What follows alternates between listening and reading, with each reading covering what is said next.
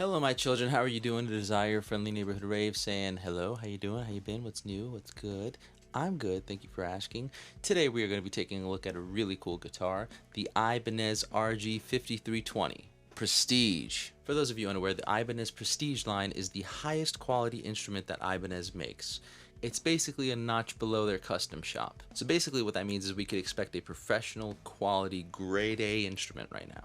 Without further ado, let's get to it. Okay, we have to first talk about the case. You guys know that I love a good hardshell case, which this is, and this is definitely roadworthy. Now look at the design of this. Now I don't know if you could tell, but if you look at where it says Ibanez, you can see like an embossed kind of design. Very cool, nice touch. Let's open it up. Drum roll. Oh, look at that red lining. There she is. So here she is, folks. Take a look at that, feast your eyes. This finish is called the Cosmic Shadow finish. And yes, it is as sexy as it looks on camera. I would kind of describe the finish as something of like a Mead notebook. Remember those old notebooks from high school? Kind of like that, but just shinier. It's pretty cool, and gray instead of white. Now obviously you get the case candy when you buy this guitar, but let's talk about the features of this guitar while I screw in the trem arm. Simple, easy peasy. Wow, I guess I'm not going to talk about the features because it just went in, right in. No, not gonna make any dirty jokes. Ibanez makes incredible trems. We're gonna get to it. Let's discuss the features on this guitar. Starting with the body. The body is made of solid mahogany, and you can actually see some of the mahogany in the back. Look at that beautiful grain. I mean, that's some high quality craftsmanship. Obviously, it has the traditional RG design with the double cutaway and super deep access to the higher frets, thanks to the really cut out lower bout of the guitar. And mahogany itself is known as a hard, durable body wood. It could take the damage of the road. It could take the beatings of your fists. Whatever you want, it could do it. By now, you guys should know that I'm a stickler when it comes to the necks of a guitar. They make or break a guitar as far as I'm concerned. And this neck is no different. It's really incredible. It is the Super Wizard HP neck. It is Ibanez's thinnest and widest guitar neck. And for a guy with hands like these, that's nothing but heaven. The neck itself is made from a 5-piece maple wenge combination. You can see the wenge in the darker stripes and the maple obviously the lighter stripes. And being a 5-piece neck, this adds more to the rigidity and stability of the design of the neck in and of itself. Again, wear and tear on the road, this is gonna last. The neck is a beautiful, beautiful dark ebony with jumbo frets and this kind of like staggered inlay design. It's really unique, it's cool, it's just beautiful. And one thing I'd like to mention about the Prestige line of Ibanez guitars is they do something called the Prestige fret dressing. And basically what that means is Ibanez goes out of their way to round out the edges of the guitar neck and make sure it's smooth so you don't cut yourself like some other Ibanez guitars. Link up there. And basically what that means is it's gonna feel like butter in your hands when you play it. Whether you're a shredder, whether you're a blues bender, it's gonna feel heavenly. And it does. Spoiler alert, it's actually one of the more buttery guitar necks I've ever played. And the fret dressing is just sublime. And for the price tag, it should be. We'll get to that. Overall, the neck provides a comfortable, smooth experience for playing, shredding, whatever your style is. Again, because I have bigger hands, I am very comfortable playing it. Playing jazz chords, doing shreddy kind of stuff is super fun. And easy and comfortable and ergonomic with this kind of neck, in my opinion. And if you see over here, we have 2 humbucking pickups. Well, actually, they're not Ibanez pickups, they're Ibanez DiMarzio pickups. So basically, the story behind this is Ibanez went to DiMarzio and said, hey, we're coming out with a ridiculously cool line of guitars, high-end stuff, and we want to come up with a custom line of pickups for it as well. And so the good folks in Ibanez worked with the folks at DiMarzio, and they came up with this set for their Prestige RG line. I'm pretty sure it's not in their S line of guitars, but they're in a lot of their high-end and even some of their mid-tier RG guitars. I would compare it to very similar to the classic Air Norton Tone Zone combination that Ibanez would use on previous RG Prestige line guitars, except a little bit hotter and a little bit more mids and highs. It's just a bit more articulate, and it's really good for obviously metal and heavy rock. If you're looking for more of like a vintage kind of Strat sound, this ain't really it. I will say the neck pickup isn't bad for that sound, but it's a modern output.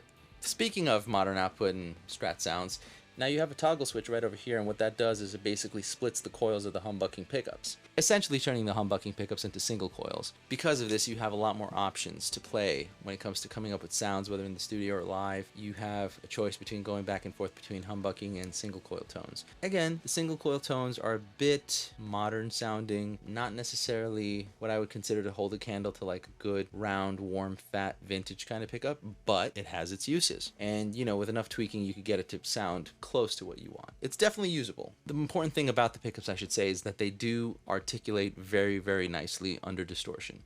If you play a chord, you will hear all the notes in that chord. If you play a solo, it will cut through the mix.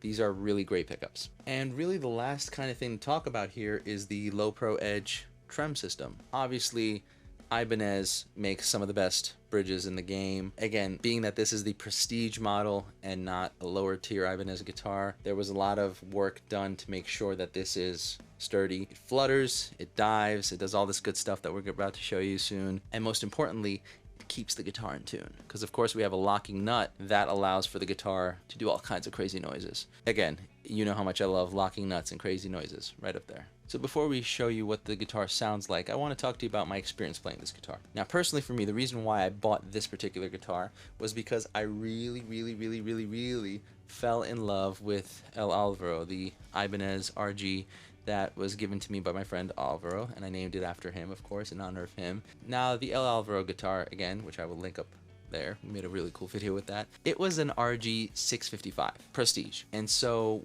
what that guitar had that really blew me away was the Super Wizard HP neck. Again, I love big necks, I love fat necks, I love wide necks. This was the first guitar I played that was a wide neck that was thin. Again, the thinnest neck that Ibanez makes. My boy Alvaro, he needed the guitar back. When a man has music in his soul, you can't get in the way. So he picked up the guitar, and I was left without it. But then I realized how much I loved it. I've kind of been on the hunt for a guitar very similar to that. And here's what I found. Much similar to the Epiphone SG guitar that we made a video about, again, right here. One of the things I've noticed is that, and maybe it's just me, but not all Wizard HP necks are made equally. And that's not to say that this is a bad neck. This is a great neck. But it's not as wide as the neck on the 655. I don't know why this is. And I went to Alvaro, I tested it out also, I compared. It's just a fraction narrower. And I don't know exactly what measurement it is narrower, but you know, the thing about playing guitar and feeling the guitar in your hands while you're playing it is that it is all a game of centimeters and millimeters.